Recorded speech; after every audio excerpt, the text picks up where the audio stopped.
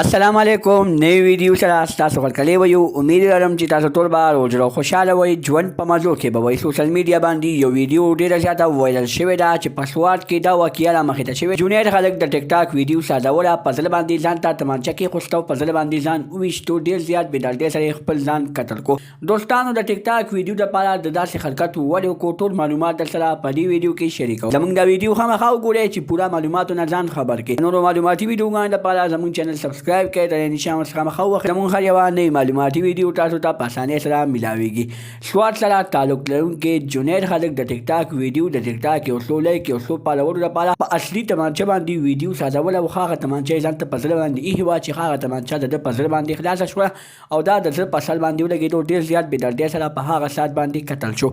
دوستانو چې کله پولیسو ته د دې واقعي تفتیش وشو نو پولیسو وویلې چې د دې ماشومانو د دوی اصل ګناهګار چې کوم دي هغه یې مور او پلار دي ځکه چې مور او پلار د ټیک ټاک اپ دپاره پرېږدي چې تاسو بچې ویډیوګانې سازوئ